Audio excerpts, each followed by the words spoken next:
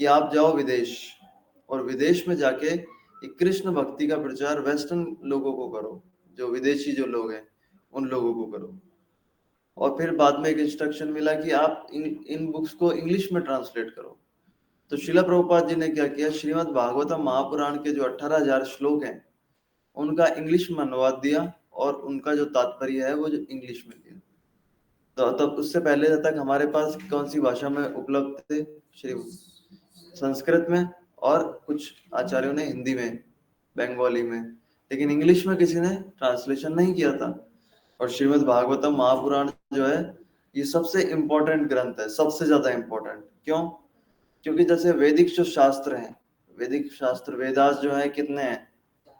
4 हैं, लेकिन अगर आप देखा जाए तो वेदों में इतने सेक्शंस और इतने भाग हैं, इतनी किताबें हैं कि ये कमरा पूरा भर जाएगा, इतनी किताबें हैं वेदों में। तो सही तरह से असरटेन कर पाना, सही तरह से पता लगा पाना कि यार वेद एक्चुअली कहना क्या चाहते हैं, निचोड़ क्या है भाई, करना क्या है जीवन में, बहुत मुश्किल हो जाता है। इस शास्त्र में कुछ अलग लिखा है, इस शास्त्र में थोड़ा सा इस तरीके से बताया गया है, इस शास्त्र में कुछ अलग, ऐसे ऐसे नाना प्रकार के जो शास्त्र हैं, जब उनको पढ़ता है आदमी तो कंफ्यूज हो जाएगा। तो क्या किया जाए साहब? और कलयुग में हम लोग तो कलयुग के जीव हैं, कलयुग में वैसे हम लोग कहाँ बैठ पाते हैं इतना पढ़ना। मोबाइल पे मूवी देखते हैं हम लोग, उसमें भी कई बार बीच बीच में व्हाट्सएप चेक करने लग जाते हैं। मूवी में भी जो एंटरटेनिंग है, जिसमें मजा आ रहा है, उसमें ही हम लोग इतना डिस्ट्रैक्ट हो जाते हैं, तो फिर हम लोग बुक्स कैसे पढ़ पाएंगे? तो ये एक्चुअली ऋषि मुनियों को, साधु संतों को सब पता था, वेद व्यास जी को पता था कि यार ये कलयुग के जो लोग हैं ये इतना नहीं पढ़ पाएंगे, इनको समराइज फॉर्म में दिया जाना चाहिए। और दूसरी चीज है, वेदों में सब चीज दिया हुआ है, कर्म कांड, ज्ञान कांड, ये सब दिया हुआ है। तो जो निचोड़ क्या है शास्त्रों का वो पता लगा पाना बहुत मुश्किल है। क्या किया जाए? तो सारे वेदों की रचना किसने की, मतलब वेद किसने लिखे, कोई बता सकता है?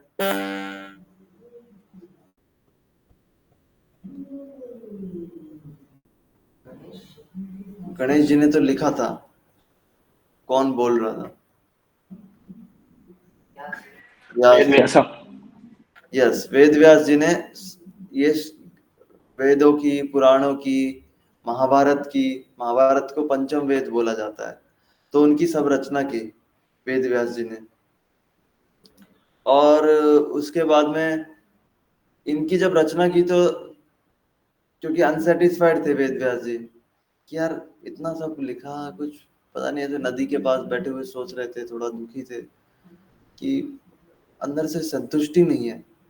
जैसे कई बार कई आदमी होते हैं जो पूरा धन कमा लेते हैं, बहुत सारा घर होता है, बंगला होता है, तो भी घर के बाहर गार्डन में चाय पीते हुए सोचते रहते हैं कई बार, क्या जीवन में क्या कमी रह गई, कुछ तो मिसिंग है, क्या है?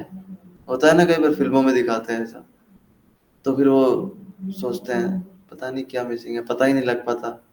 फिर ऐसे ऐसे खोलते हैं एक डिब्बे को, उसमें से ऐसे इतनी बड़ी साइज का एक कुछ सिलेंडर फॉर्म में कुछ होता है, उसको ऐसे मुंह पे लगाते हैं, माचिस जलाते हैं और उसमें लगा देते हैं।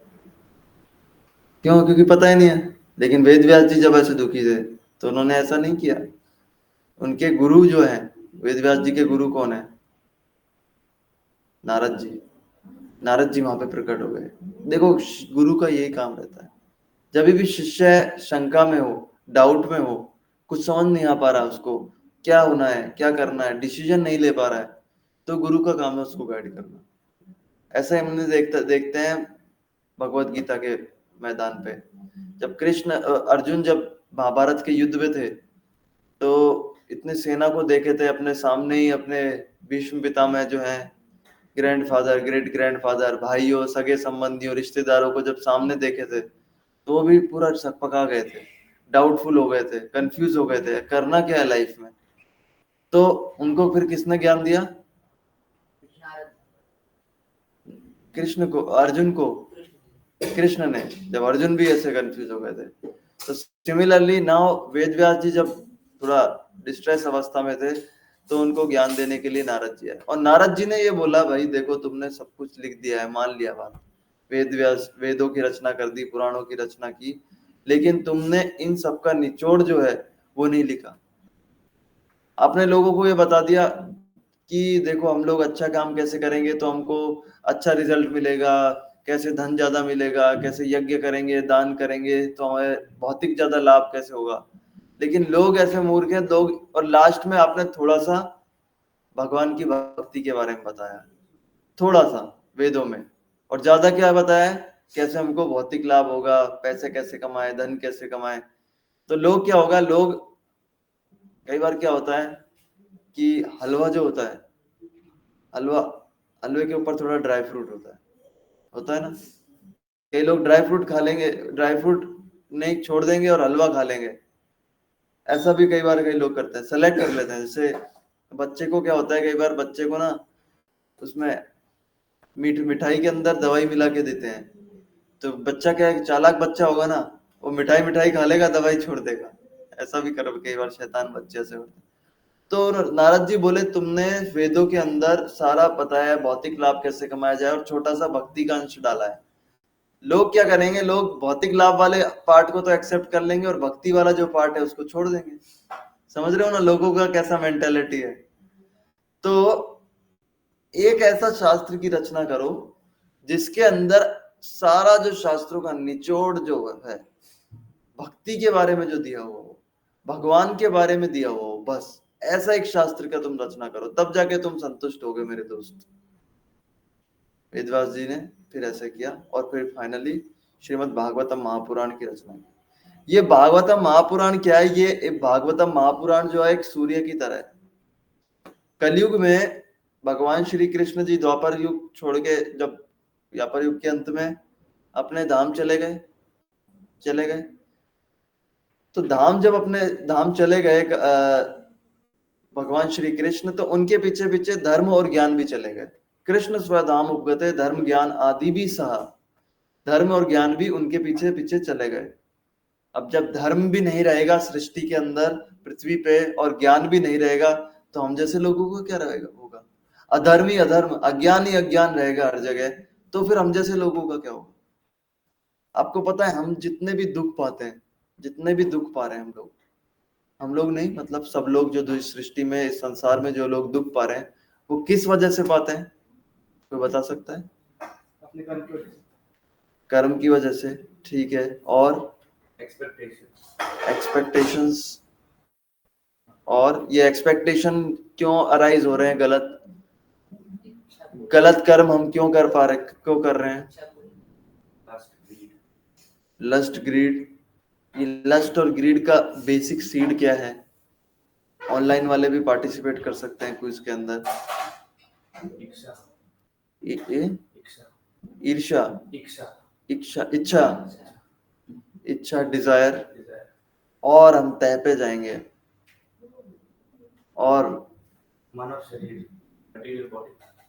मटेरियल बॉडी, लोभ, हैं, लोभ पर वजह, लोभ, लोभ का बेसिक कारण क्या है। लोभ, काम, क्रोध, मद, मोह, लोभ, ईर्ष्या। इसका मेन कारण है इग्नोरेंस, अज्ञान। सारा हमारा सिंफुल जो लाइफ है, पापपूर्ण जीवन है, इसका आधार है अज्ञान। अज्ञान, ज्ञान नहीं है, इग्नोरेंस है, अंधकार में है। तो जब ज्ञान नहीं रहेगा, भगवान श्री कृष्ण जब यहाँ पे थे तो उनके साथ ज्ञान भी था, अंधकार नहीं था, रोशनी था। सब चीजें देख पा रहे थे लोग कि क्या सही है क्या गलत है। अब लेकिन भगवान श्री कृष्ण अपने धाम चले गए, और उनके पीछे पीछे ज्ञान और धर्म भी चला गया। तो हम जैसे कलयुग के लोगों का क्या होगा फिर। तो आप देख रहे हो फिर क्या हो रहा है। जब भगवान चले गए तो हर बॉर्डर पे लड़ाई हो रही है, छोटी छोटी बातों को लेकर लड़ाई होती है। हालांकि हमने टेक्नोलॉजिकल एडवांसमेंट कर लिया है बहुत ज्यादा, हमने इकोनॉमिक डेवलपमेंट बहुत अच्छा कर दिया है, बहुत सारी फैक्ट्रीज खोल दिए हैं।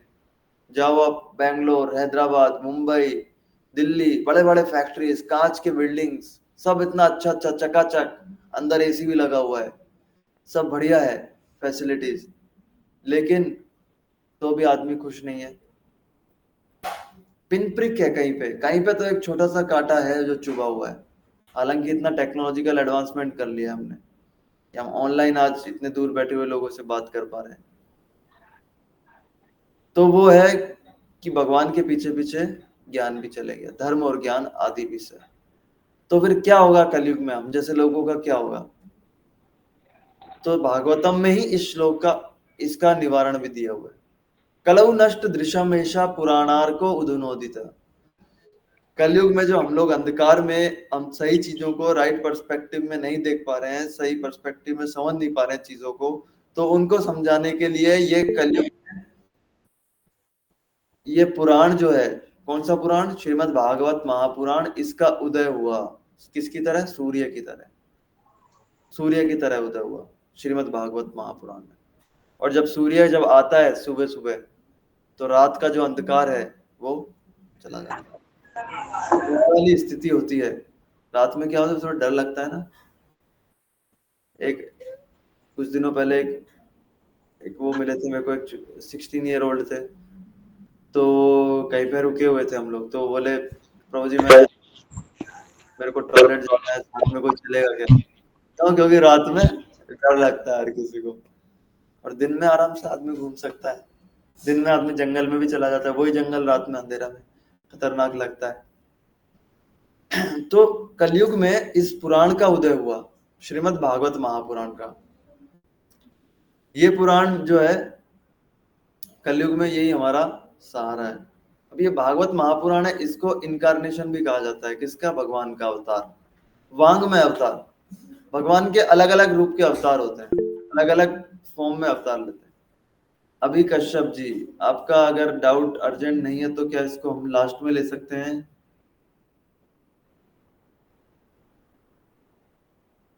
ठीक है। तो भगवान जैसे वराह रूप में आए, मत्स्य रूप में आए, मछली के रूप में। भगवान पहाड़ के रूप में आए, कौन सा अवतार हुआ पहाड़ के रूप में? बता सकता है? गोवर्धन। ऐसे भगवान अलग अलग रूप में आते हैं, भगवान अलग अलग अवतार। भगवान डीटी के फॉर्म में भी हैं, नीचे राधा रास बिहारी विग्रह के रूप में, अर्चा विग्रह के रूप में भी आते हैं। तो भगवान के अलग अलग अवतार हैं। तो वैसे भगवान का बुक के रूप में जो अवतार है वो श्रीमद् भागवतम है, श्रीमद् भागवतम। तो कलयुग में स्पेशली हम लोगों को ये भागवतम का पढ़ाई करना चाहिए, सेवन करना चाहिए। सेवन कब करना चाहिए? कभी कभी साल में एक बार, साल में 2 बार, कभी कभी कैसे? क्या बोलते हो? डेली? Very nice. नित्यम भागवत सेवया, daily we should read Bhagavatam. Daily हमको भागवतम पढ़ना चाहिए, डेली भागवतम पढ़ना चाहिए। उससे हमारा ज्ञान जो है प्रकाशित होगा हमारे अंदर। उससे हमें चीजें राइट पर्सपेक्टिव में समझ में आएगी। मान लो कोई फिलॉसफी वाला स्टूडेंट है, उसको लिए भी भागवतम बहुत अच्छा है। किसी को साइंटिफिक चीजों को अच्छे से एनालाइज करना अच्छा लगता है, साइंटिफिक तरीके से, भागवतम उस तरह से भी उसको अपील करेगा। किसी को लिटरेचर के रूप में अगर इंटरेस्ट है तो भागवतम मैजेस्टिक पोएट्री है, एक बहुत सुंदर कविता है भागवतम, उसको उसमें पढ़ने में मजा आएगा। तो भागवतम हर क्लास के लोगों को पसंद आएगा भागवतम। तो ऐसा भागवतम है। तो शिला प्रभुपाद जी जब यहाँ से विदेश गए 1965 में, पानी के जहाज पे बैठ के, जो सामान का जहाज था, तो जब आदमी एक तरीके से, वेस्टर्न जो वर्ल्ड है ना, वो माया का गढ़ है, गढ़ माया का। अभी माया बहुत ज्यादा प्रबल है। तो एक तरीके से एनिमी पे जब अटैक करने जाएंगे तो साथ में वेपन भी लेके जाएंगे। तो प्रभुपाद जी कौन सा वेपन लेके गए? श्रीमद् भागवतम। प्रभुपाद जी ज्यादा कुछ नहीं लेके गए, उनके पास मात्र 0 के आसपास रुपए लेके गए, 40 रुपए थे लगभग। और साथ में ऐसा नहीं है कि हम अभी जाते हैं कई लोग विदेश, तो क्या क्या लेके जाते हैं? बहुत सारा सामान लेके जाते हैं, जैकेट, ये वो, मम्मी लड्डू बना के दे रही है, बेटा इधर से घी भी ले जा, उधर कहाँ मिलेगा अच्छा खाना, बेसन के लड्डू, आटे के लड्डू, अगर गुजराती है तो चकली, फाफड़ा, खाकरा, ये सब देते हैं ऐसे।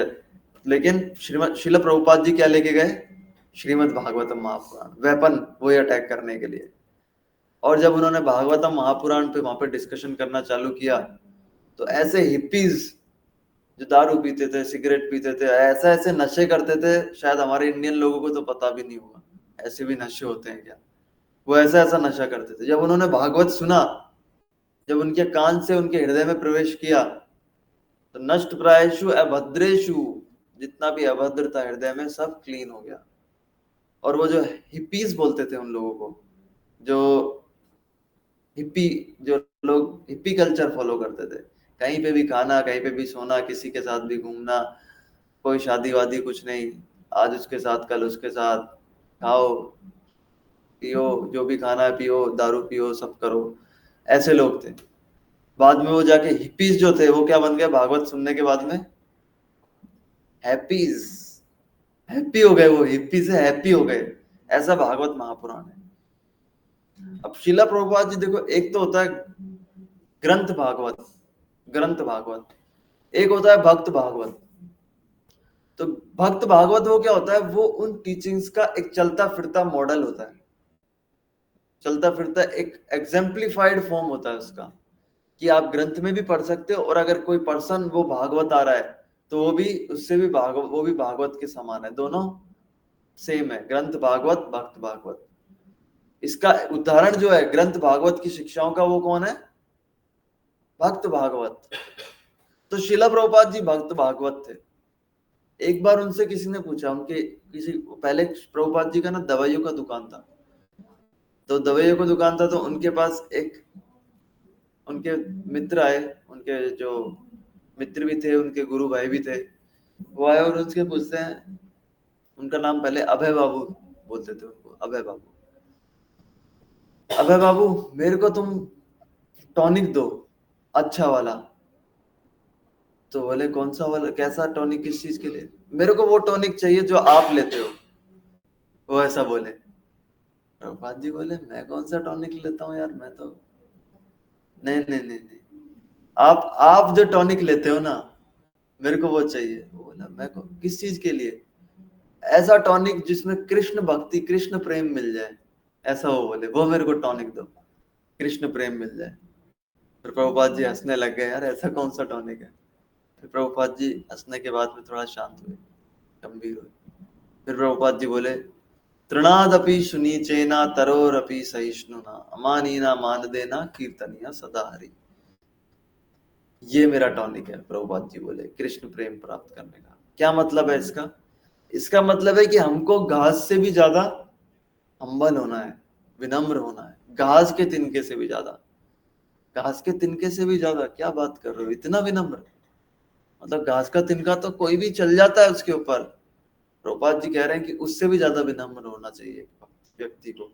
तरोरपि सहिष्णुना, पेड़ से भी ज्यादा सहिष्णु होना चाहिए, पेड़ से भी ज्यादा। पेड़ पे क्या क्या होता है, पेड़ पे चिड़िया बैठती है, सब लोग घोंसला बनाते हैं, कोई फल तोड़ लेता है। अभी गांव में जाओगे तो उस पे झूले की रस्सी भी टांग देते हैं, उस पे बैठ के झूलते हैं, कोई गांव का होगा तो पता होगा। और भी कई जगह जाते हैं तो उस पे रस्सी बांध देते हैं कपड़ा सुखाने के लिए, कुछ नहीं करता, सब सहन करता है। टॉलरेंस, एक भक्त के लिए टॉलरेंस बहुत जरूरी है, क्योंकि भक्त के जीवन में हमेशा कभी भी परेशानी भी आए तो वो उसका भक्ति से डाइवर्जन नहीं होता है, उसका गोल फिक्स रहता है। एके हे कुरु नंदना, उसका गोल फिक्स है, कृष्णा कृष्णा, उसका गोल फिक्स है। जबकि जो अभक्त होता है, जो टॉलरेंट नहीं है, भक्ति करने का प्रयास कर रहा है, नया नया भक्त है, तो उसको क्या होगा, थोड़ा सा भी समस्या आएगा, छोड़ो ना यार, क्या है यार, कृष्णा की भक्ति कर रहे हैं, उसके ऊपर भी ये सब प्रॉब्लम सहने को मिल रहा है, कोई फायदा नहीं है ऐसी भक्ति करने का। भगवान की भक्ति कर रहे हैं और देखो आज 2 ही रोटी खाने को मिला, सब्जी बस और रोटी, दाल स्वीट वगैरह तो मिला ही नहीं। ऐसा नहीं, भक्ति is like any problem, I will stay fixed in my devotional service, मैं अपनी भक्ति में स्थिर रहूंगा। अब प्रभुपाद जी ने ये शिक्षा तो उनको दिया, लेकिन ऐसा नहीं है प्रभुपाद जी सिर्फ बोले, प्रभुपाद जी अपने जीवन में भी फॉलो करते थे। एक बार क्या हुआ, एक बार एयरपोर्ट था, एयरपोर्ट पे कम से कम न्यूयॉर्क की बात है, न्यूयॉर्क में अलग अलग मंदिर से प्रभुपाद जी आए हुए थे उधर से, और अलग अलग मंदिर से बहुत सारे डिवोटीज आए हुए थे, लगभग 1000 लोग, सब फॉरेनर्स, सब शेव हेड, सब धोती कुर्ता में, सैफरन में, 1000 फॉरेनर्स प्रभुपाद जी से मिलने के लिए आए थे। प्रभुपाद जी को ड्रॉप करने के लिए जा रहे थे कहाँ पे, एयरपोर्ट। तो अब एयरपोर्ट में सब लोग हरे कृष्णा गाते गाते 1000 लोग जब एयरपोर्ट में घुसेंगे तो सोचो कितना भीड़ हो जाएगा। तो एयरपोर्ट के अथॉरिटी वाले लोग आए। एयरपोर्ट के अथॉरिटी वाले लोगों ने देखा यार जो इतने सारे पैसेंजर हैं, सारा 1000 लोगों ने तो इन्होंने स्पेस सब बैठने का सब ऑक्यूपाई कर ही लिया है, वो बेचारे जो बाकी पैसेंजर से वो कहाँ बैठेंगे। तो उन्होंने देखा एक लंबे से प्रभु जी थे, तो उन्होंने उनको थोड़ा रिक्वेस्ट किया, देखो प्रभु जी ऐसा है कि ये बाकी के पैसेंजर्स को थोड़ा प्रॉब्लम होगा कहाँ पे बैठेंगे, तो आप प्लीज इन लोगों को बोलिए आप जाइए थोड़ा बाहर निकलने के लिए। तो फिर उन्होंने एक दूसरे डिवोटी जो महाराज थे उनको बोला, तो महाराज ने ऐसे चेयर पे चढ़ के सबको रिक्वेस्ट किया। सब लोग क्योंकि प्रभुपाद जी से बहुत प्रेम करते थे तो स्टेशन पे उनको छोड़ने के लिए आए थे। तो प्रभुपाद जी और पूरा उत्साहित थे, पूरा हर्षोल्लास में थे। तो अब ऐसे हर्षोल्लास में सब कीर्तन हो रहा है, नाच रहे हैं, वो महाराज फिर खड़े हुए इस पे चेयर पे, बोले देखो ऐसा है कि हमारे वजह से थोड़ा सा प्रॉब्लम आ रहा है, तो कृपया आप एक एक करके बाहर अब निकल लीजिए, प्रस्थान कीजिए इधर से, ऐसा वो बोले। आप निकल जाइए इधर से, सब हमारी वजह से प्रॉब्लम। सब लोग ऐसे बैठे रहे, कौन उठेगा प्रभुपाद जी को छोड़ के, कोई कुछ नहीं किया, ऐसे उठ एक व्यक्ति लेकिन उधर से उठ के जाने लगा, और वो थे शिला प्रभुपाद जी। शिला प्रभुपाद जी खुद उस इंस्ट्रक्शन को फॉलो किया, अपने शिष्य के इंस्ट्रक्शन का। तो यह है विनम्रता, यह है विनम्रता। एक बार और प्रभुपाद जी एयरपोर्ट पे थे और उनके साथ एक डिवोटी थे। तो एयरपोर्ट पे क्या हुआ कि कुछ फुटबॉल टीम वाले लोग आए हुए थे, पूरा जोश में थे,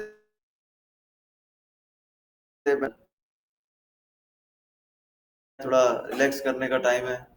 तो रिलैक्स करने के लिए एक ही चीज आती है सब लोगों को, बाहर के लोगों को, वो है सिगरेट। सिगरेट पीने लग गए सब लोग। तो वो प्रभु जी जो साथ में थे उनको लगा यार प्रभुपाद जी को क्यों सिगरेट सहन करनी पड़े, इन लोगों का धुआं आएगा प्रभुपाद जी को। देखो ये एक साथ में हम जाते हैं किसी संत के, तो हमको ये सब चीजें ध्यान रखनी चाहिए कि उनको तकलीफ ना हो, ये सेवा का भाव होता है। हम जब ट्रेवल करते हैं तो हमारा कॉन्शियसनेस क्या रहता है, चेतना, भाई मेरा सही सीट है ना, अच्छे से बैठा हूं ना, सब अच्छा हवा आ रहा है, एसी का हवा आ रहा है, सब अच्छा है, खाना पीना हो गया, बढ़िया है। लेकिन जब हम किसी डिवोटी के साथ ट्रेवल करते हैं, आप लोगों के लिए बता रहा हूँ, आगे आप लोगों को काम आ सकता है, तो हमको ये सोचना चाहिए प्रभु जी सही बैठे हैं ना, प्रभु जी को दिक्कत तो नहीं है, साफ चेयर मिला है ना, अच्छा हवा आ रहा है ना, कुछ पानी वानी चाहिए, ये ऐसे दिमाग काम करना चाहिए हमारा। तो प्रभु जी के जो साथ में थे प्रभुपाद जी के, उनको यही था कि यार प्रभुपाद जी को तो सहन करना पड़े, तो उन्होंने एक जो उधर के इंचार्ज मैनेजर थे उनको बोला कि कृपया आप इनको रिक्वेस्ट कीजिए सिगरेट ना पिए। तो उन्होंने बोला हाँ ठीक है, उन्होंने उनको बोला कृपया, वो मैनेजर ने उन लोगों को कि आप प्लीज सिगरेट ना पीजिए। वो दारू वारू पिए हुए थे ऑलरेडी, लेकिन ठीक है वो सिगरेट वगैरह सब बुझा दिए और बंद कर दिए। फिर अब दारू पिए नशे में, क्या आदमी को पता लगा, थोड़ी देर बाद फिर भूल गए, फिर सिगरेट जला लिया, फिर पीने लग गए। अब वो प्रभु जी तो थे साथ में, क्योंकि वेस्टर्न कंट्री से थे वो, तो उनका भी बॉडी बॉडी था अच्छा। तो उन्होंने बोला अब की बार मैं ही देखता हूँ लोगों को। वो ऐसे खड़े हुए, प्रभुपाद जी उनको ऐसे देखे, प्रभुपाद जी बोले sit down. Prabhupada ji but they are smoking cigarette, and Prabhupada ji बोले you sit down, we should tolerate it. If we do not tolerate, अगर हम लोग नहीं सहन करेंगे तो इन लोगों में और हम लोगों में फर्क क्या रह जाएगा। हमको सहन करना चाहिए, और प्रभुपाद जी ने शांति से उसको सहन किया। तो ये एग्जाम्पलीफाई किया तरोर अपी सहिष्णुना, पेड़ की तरह सहनशीलता, ऐसे। फिर तीसरी लाइन क्या है, अमानी ना मान देना, giving all respect to other, all respect to others. तो एक बार क्या हुआ, बॉम्बे की बात है शायद, बॉम्बे की, हाँ यही। तो एक बार प्रभुपाद जी से मिलने के लिए बड़े बड़े इस्कॉन के जो जीबीसी जो लोग हैं, जो बड़े बड़े लीडर्स हैं, वो सब लोग आए। मीटिंग था, एक बहुत बड़ा मीटिंग था, जिसमें बड़े बड़े महाराज लोग सब आए हुए थे। प्रभुपाद जी उन सब लोगों का मीटिंग ले रहे थे। तो ऐसे कमरे के अंदर मीटिंग चल रहा होता, कमरा बंद था, सीक्रेट मीटिंग चल रहा है। पूरा प्रभुपाद जी बता रहे हैं, प्रभुपाद जी बोल रहे थे क्या करना है क्या करना है, ऐसे ऐसे प्रभुपाद जी बोल रहे थे और सब लोग सुन रहे थे उसको। सीक्रेट, थोड़ा इंटेंस, गंभीर कन्वर्सेशन चल रहा था। इतने में एक माता जी आती है उधर से, गेट पे से। वो माता जी के हाथ में बाल्टी थी और झाड़ू थी। वो माता जी का डेली ड्यूटी था, जो स्वीपर लेडी होती है ना, वो थी। वो स्वीपर, जो बाहर की स्वीपर मोहल्ला है पास में, उधर से आते हैं वो आते थे। उनका एक कॉलोनी है उधर से। उनका क्या काम था, ऐसे साफ सफाई, झाड़ू वगैरह ये सब करना। अब वो माता जी जो स्वीपर थी, वो गेट के पास ऐसे खड़ी हो गई कि भाई क्या, और ऐसे गेट हल्का सा खुला हुआ था तो उसमें से दिखाई दे रहा था। तो प्रभुपाद जी ने जब बोलते बोलते जब नजर गई प्रभुपाद जी की गेट पे, तो प्रभुपाद जी ने उनको देखा। प्रभुपाद जी ने उन सबको बोला, बाकी लोगों को, so now it's time for cleaning the room, the sweeper lady has come and it's we should not disturb her in her service. उनकी सेवा में हमको बाधा नहीं बनना है, उनका जो सेवा है साफ करने का। So we all have to get out.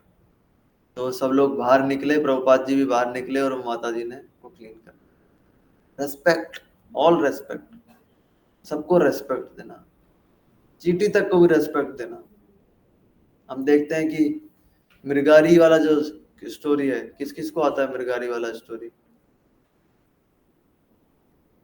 ठीक है, कभी मृगारी वाला स्टोरी सुनाएंगे। उसमें कैसे मृगारी जब भक्त बन जाता है, तो जब पहले वो शिकार करता था, पशुओं को मार मार के खाता था, और मारता भी नहीं था, कई बार तो आधा मार मार के उसको मजा आता था, आधा मार के तो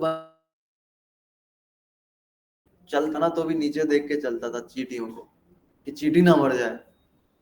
ऐसा ट्रांसफॉर्मेशन। छोटी चींटी को भी रेस्पेक्ट दे रहा है कि उसका भी लाइफ है, उसका वो ना मर जाए। तो ये हो गया अमानी ना मान देना। और जब तीन ये चीज होंगी तब क्या होगा, कीर्तनिया सदा हरि, तब जाके हम भगवान हरि का कीर्तन कर पाएंगे। ये तीन चीज। तो प्रभुपाद जी जो थे, वापस आते हैं हम टॉपिक पे, प्रभुपाद जी जो थे वो भक्त भागवत हैं।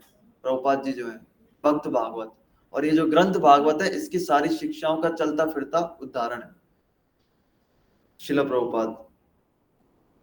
तो अभी तक हमने जो भी पढ़ा, जो भी सुना, इसमें अगर किसी का कोई प्रश्न है, कोई कमेंट है, तो आप पूछ सकते हो। कोई और डाउट है आपका तो आप पूछ सकते हो।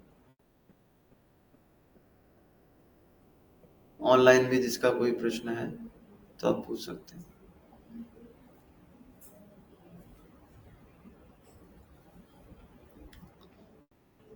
तो फिर अब हमारा जो चर्चा चालू होगा भागवतम में, डेली क्लास जो हो रहा है, तो भागवतम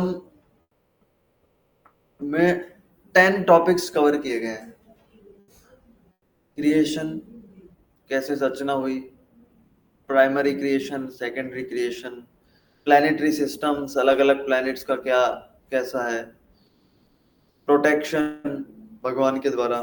तो ऐसा first, second, third, fourth canto ऐसे दिया हुआ है, अलग अलग टॉपिक। तो अब ये जो दिसंबर का जो महीना है, इसमें हम लोग क्या करते हैं, यही भागवत जो हम लोग पढ़ते हैं, यही भागवत अब हम दूसरों को बांटते हैं। उससे क्या होगा, उससे हमको कृपा मिलेगी और भागवतम को पढ़ने की, समझने की शक्ति प्रदान होगी भागवतम। तो हम लोग जो बांट रहे हैं गीता, भागवत, ये प्रभुपाद जी का सहयोग कर रहे हैं हम लोग। प्रभुपाद जी जो चाहते थे कि पूरे विश्व भर में प्रचार हो, तो उनका सेवा करने का प्रयास कर रहे हैं, और उनका सेवा करेंगे तो भागवतम में रुचि आएगी। प्रभुपाद जी ने, ऐसा नहीं है कि हम लोग ही किताब बांट रहे हैं, प्रभुपाद जी खुद अपनी किताब लिखी आए, एडिट किया, छपवाया, उसके लिए डोनेशन कलेक्ट करके उसको छपवाया, और उसको बांटते थे खुद, दिल्ली के छिपीवाड़ा में धूप में खड़े होके। शिला प्रभुपाद जी ने भी अपनी पुस्तकें बांटी है, जब प्रभुपाद जी को कोई नहीं जानता था, फिर प्रभुपाद जी विदेश गए, पूरी दुनिया जानने लग गई प्रभुपाद जी को, और पूरा फेमस हो गए प्रभुपाद जी पूरे ऑल ओवर द वर्ल्ड। और इतने हजारों शिष्य जब बन गए उनके, तो उनके शिष्य आए एक बार, उनके शिष्य आए और उनके शिष्य भी भारत में अलग अलग जगह उनकी किताबें बांटने के लिए जाने लग गए। तो विदेशी शिष्य थे, तो वो जम्मू कश्मीर चले गए। जम्मू कश्मीर में मुस्लिम एरिया पूरा 90% मुस्लिम्स, और एक मुस्लिम यूनिवर्सिटी में चले गए वो। लाइब्रेरी में उन्होंने सोचा कि प्रभुपाद जी की किताब देंगे इधर। तो वो लाइब्रेरियन बोलता है कि अरे ये किताब तो हमारे पास है। तो बोले आपके पास कैसे है ये किताब? बोले जिन्होंने ये लिखा है ना किताब, वो खुद यहाँ पे बांटने के लिए आए थे। प्रभुपाद जी खुद ऐसे अपनी किताबों को बांटते थे।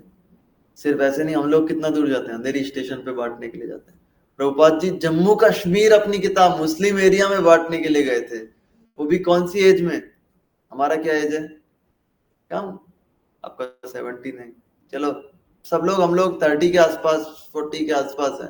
प्रभुपाद जी 60-70 के एज में जम्मू कश्मीर अपना किताब बांटने के लिए गए, क्योंकि ये किताब जो है, ये किताब एक तरीके से बॉम्ब है, बॉम्ब। जैसे ये टाइम बॉम्ब है, टाइम बॉम्ब। टाइम बॉम्ब क्या होता है? टाइम बॉम्ब कहीं पे लगाते हैं और वो फट जाता है।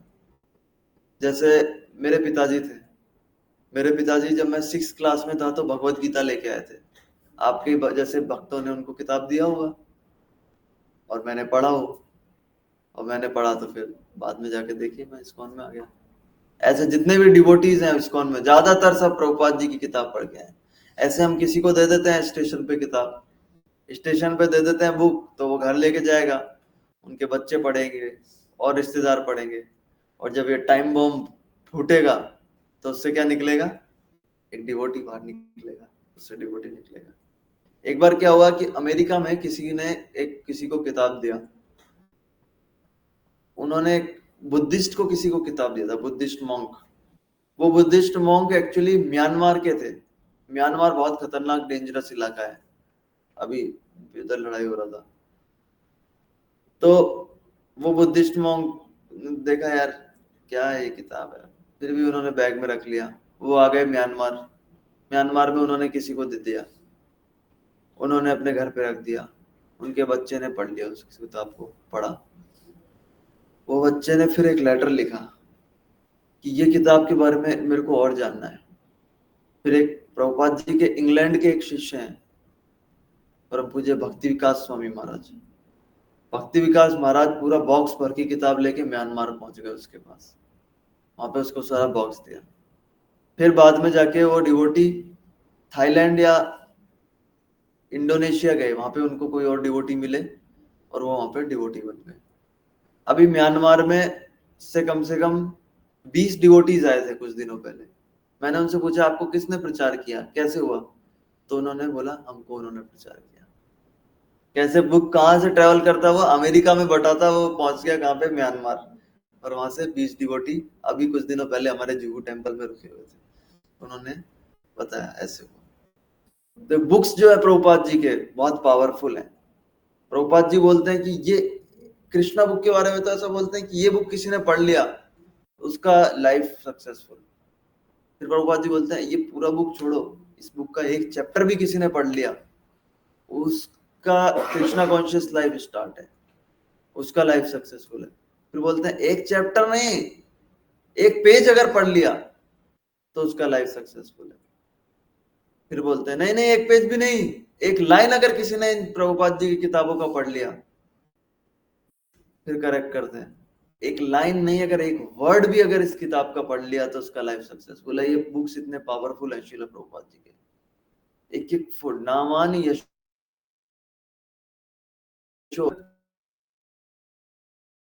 गीता में एक एक वर्ड में कृष्ण है। तो हमको खुद भी पढ़ना चाहिए श्रील प्रभुपाद जी के बुक्स। और अब जो दिसंबर का महीना है इसमें बांटने के लिए आना चाहिए। हमारे जो डिवोटीज है सुबह से शाम तक स्टॉल है हमारा अंधेरी में, वहां पे बांट रहे हैं। तो ऑनलाइन भी जितने लोग हैं, take benefit of it, distribute books, Srila Prabhupada's books. This is Lord Chaitanya's mission. This is Lord Chaitanya's mission. So already भगवान भगवत गीता में क्या कहते हैं अर्जुन को? तस्माद उत्तिष्ठ यशो लभस्व जित्वा शत्रुन भुंक्ष्व राज्यम समृद्धम मया एव एते निहता पूर्वमेव निमित्त मात्र भव सव्यसाची।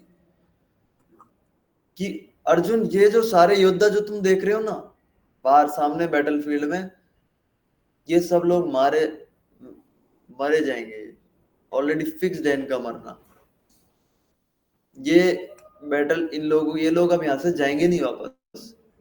लेकिन अगर तुम निमित्त बनोगे उसके, तो क्रेडिट किसको मिलेगा? तुमको मिलेगा, योद्धा का, महारथी का। इनको ऑलरेडी मारना ही है, लेकिन यू टेक क्रेडिट। सिमिलरली ये जो मूवमेंट है, कृष्णा कॉन्शियस मूवमेंट, जो भक्ति आंदोलन है, जो किसने शुरू किया था? भक्ति आंदोलन चैतन्य महाप्रभु ने। और फिर उसको और ज्यादा इंटरनेशनल लेवल पे कौन लेके गया? शीला प्रभुपाद। शीला प्रभुपाद इस आंदोलन को इंटरनेशनल लेवल पे गए। तो ये भक्ति आंदोलन आग की तरह फैल रहा है। देख रहे हो आप कैसे फैल रहा है? हर कोने कोने में भक्त हैं। छोटे छोटे जगह जाओ आप, डिवोटीज हैं, हरे कृष्णा जप कर रहे। चाइना में भी हरे कृष्णा, वो रे नहीं बोल पाते, ल बोलते हैं, वो भी जप कर रहे हैं हर जगह है। और ये अब पूरे और वर्ल्ड में फैलेगा। और भी अभी कल परसों में देख रहा था, AR रहमान का वीडियो आया, देखा आपने? कीर्तन हो रहा है उसके घर में, दुबई में उसके घर में कीर्तन हो रहा है।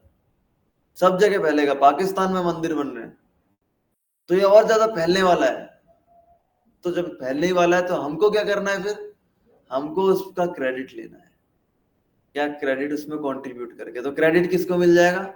हमको मिल जाएगा। हमने किया है भाई, क्रेडिट हमको मिल जाएगा। ऑलरेडी होने वाला है काम, लेकिन हम भी अगर उसमें हमारा सहयोग कर देंगे तो क्रेडिट हमको मिलेगा। निमित्त मात्र भव सव्यसाची। हमको निमित्त बनना है भगवान श्री कृष्ण का, इंस्ट्रूमेंट बनना है। तो हमको खुद को प्रभुपाद जी के बुक्स पढ़ने हैं। सबसे पहले चैतन्य महाप्रभु बोलते हैं कि सबसे पहले अपना उद्धार करो, अपना उद्धार करो, फिर कर परोपकार, दूसरों का उपकार करो। हम भारत भूमि तो जन्म हो ले, भारत भूमि में जन्म हुआ है हमारा जो जन्म हुआ है वो किस लिए हुआ है? हमारा जन्म बॉलीवुड की मूवीज देखने के लिए नहीं हुआ है, या कॉर्पोरेट कंपनीज में दिन रात काम करने के लिए नहीं हुआ है। कॉफी पीते जा रहे हैं कॉर्पोरेट कंपनी में दिन रात काम कर रहे हैं, या मेट्रो लोकल ट्रेन में धक्के खाने के लिए नहीं हुआ है। क्यों हुआ है हमारा जन्म भारत भूमि में? पुण्य भूमि है ये। इसमें हमारा जन्म हुआ है कि हम पहले तो भगवत गीता, भागवत का शिक्षा को अपने जीवन में उतारें, और फिर परोपकार, दूसरे लोगों को पूरे वर्ल्ड में प्रचार करने के लिए निकल जाए, पूरी दुनिया में। इसलिए हमारा जन्म हुआ भारत में। तो इसका हमको लाभ उठाना चाहिए। श्रीमद् भागवतम का हमको पढ़ना चाहिए और इसको दूसरों को बांटना चाहिए। ठीक है, हरे कृष्णा। किसी का कोई प्रश्न है, कोई टिप्पणी है तो आप बता सकते हो।